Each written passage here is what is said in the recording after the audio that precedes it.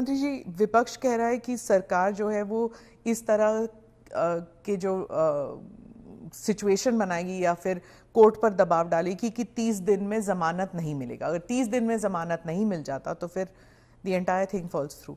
देखिए, ये उनका पद से चिपक रहने के लिए एक अलग प्रकार से बनाया हुआ खूबसूरत आर्ग्यूमेंट है।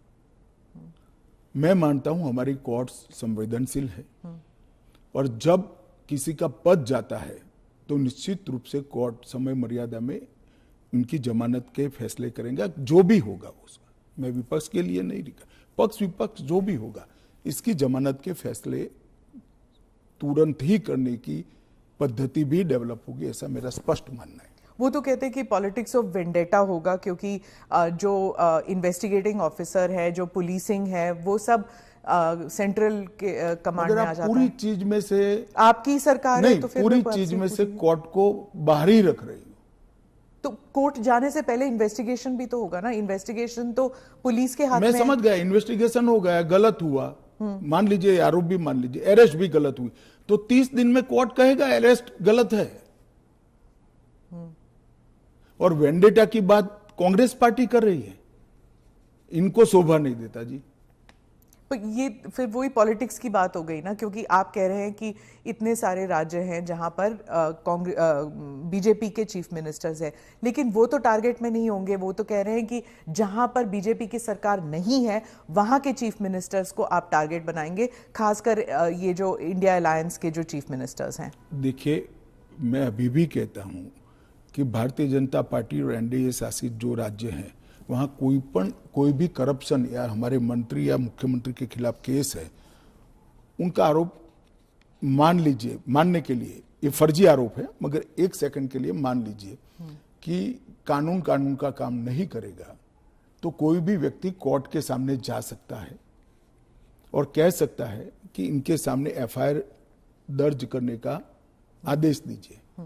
और जब उनकी सरकार थी और वो ऐसा करते थे, तब बहुत सारी जांच कोर्ट के आदेशों से शुरू हुई है।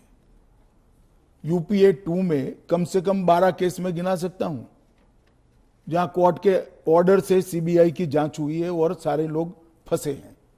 पर वो उस टाइम तो उनकी सरकार थी, अभी आपकी सरकार है। वो कह रहे हैं कि चाहे डीएमके हो या आम आदमी पार्टी हो, आप सबके नेताओं को आप जेल में डाल देंगे। ऐसे नहीं हो सकता है, ये संभव ही नहीं है, क्योंकि कोर्ट तुरंत इंटरवीन करेगी अगर इसके अंदर एफआईआर के अंदर या अरेस्ट के अंदर तत्व नहीं है तो अरविंद केजरीवाल का उदाहरण भी देते हैं कि इस प्रावधान के अनुसार अगर उन्हें जमानत 30 दिन के भीतर ना मिलती तो वो भी वहीं पे पड़े रहते, जेल में पड़े रहते, और उनको फिर वो चीफ मिनिस्टर पद से भी हटा दिया। जमानत उनको एक कानून आया ही नहीं था, फिर भी मिल गई थी। हाँ, मगर इतना जरूर होता, अगर ये कानून होता तो उनको इस्तीफा दे देना पड़ता, वो जो मैं मानता हूं कि देना चाहिए।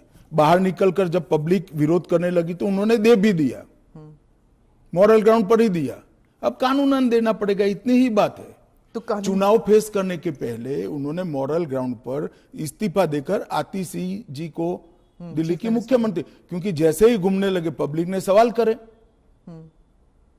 आपने कहा कि आप जीपीसी में भेजने वाले हैं, लेकिन ऑपोजिशन जो कह रहे हैं, जैसे टीएमसी जो फोर फ्रंट पे है ऑपोजिशन में इस मामले में, वो कह रहे हैं कि वो जेपीसी का हिस्सा बनेंगे ही नहीं, वो बॉयकॉट कर देंगे। फिर क्या होगा? नहीं, क्या होगा तो हम क्या कर सकते हैं? तो फिर वो कानून ले आएंगे फिर। तो उनको कौन ना बोल रहा है कि आप मत बनो, क्योंकि हम कह ही रहे हैं कि आप बनिए। आप अगर पार्लियामेंट चलाने के जो नियम बने हैं वो नियम को भी स्वीकार नहीं करोगे और आप कहोगे कि हमारी इच्छा है वही फाइनल हो, भले हम विपक्ष में हैं, ऐसे नहीं हो सकता।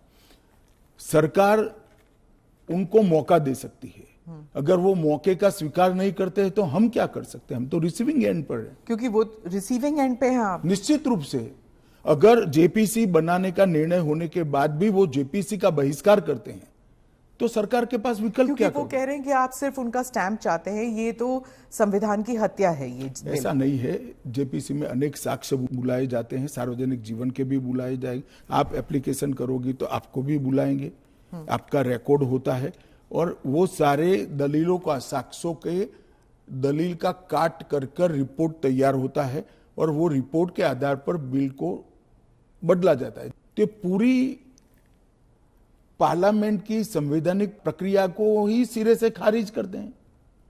फिर तो आप ऐसे भी कह सकते हो कोई भी कानून हम पास नहीं होने देंगे, हम विरोध करेंगे। कि महत्वपूर्ण बिल है, सभी पार्टियों के सदस्यों की राय पार्टी से कंसल्ट कर कर एक कंसीडर्ड राय जेपीसी के सामने आनी चाहिए। और अगर जेपीसी नहीं आता, अगर वो बहिष्कार करते हैं, तब क्या होगा? तो कुछ नहीं होगा, जेपीसी अपना काम करेगी। तो कैसे काम करेगी? अगर बहिष्कार कर रहे हैं तो फिर तो पूरे ऑपोजिशन के बगैर तो मौजूदा लोग काम करेंगे।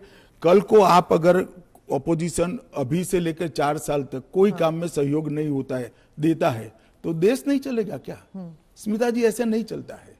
हम इतना ही कर सकते हैं कि उनको बोलने का मौका दे, उनको बात रखने का मौका दे। अगर वो अपनी बात रखना ही नहीं चाहते हैं, अगर बोलना ही नहीं चाहते हैं, तो देश की जनता भी तो देख रही है ना चीजों को।